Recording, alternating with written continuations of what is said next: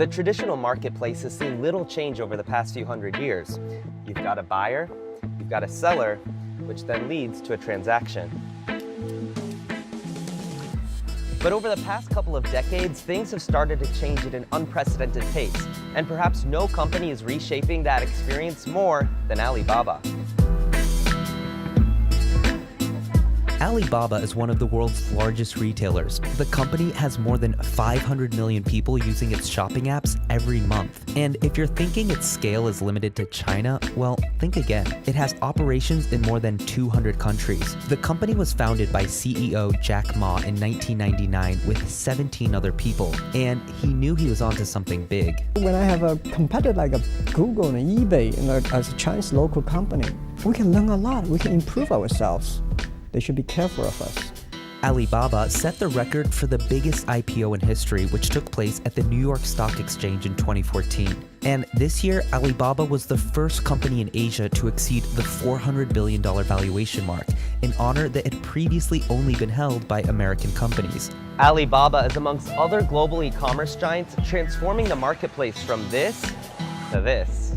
The company is made up of three main sites: Taobao, Tmall, and Alibaba.com. Combined, they have hundreds of millions of users and host millions of merchants and businesses, which means they can pretty much be used by anyone, anywhere, for anything. So how does it even work?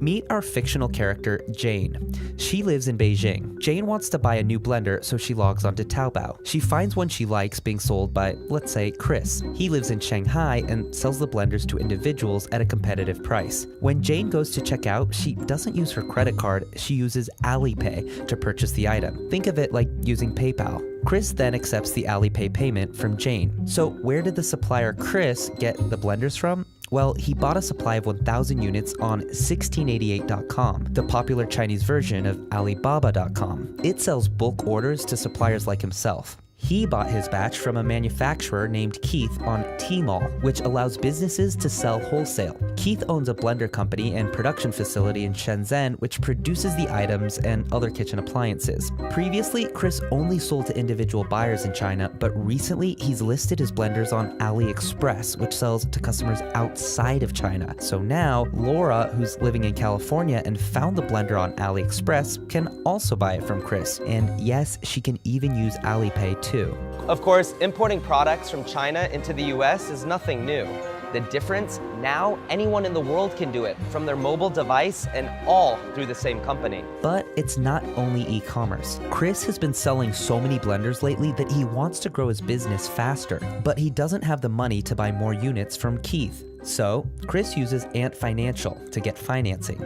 The loan helps him order an extra 10,000 units. So for buying, selling, digital payments, and even financing, you've done it all in Alibaba's platforms. And Alibaba now includes a shipping company, a messaging app, a movie studio named Alibaba Pictures, and more. Alibaba's growth is primarily fueled by China's massive population and rising middle class, but Jack Ma wants world domination for the company. That's why Alibaba is investing heavily in companies in other markets as well, most of which are also being pursued by Amazon.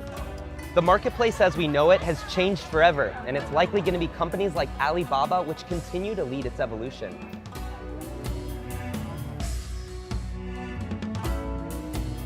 Hey, it's Upton, thanks for watching. For more of our videos, check out why is Hong Kong housing so expensive here, and see how China is threatening Asia's financial center here.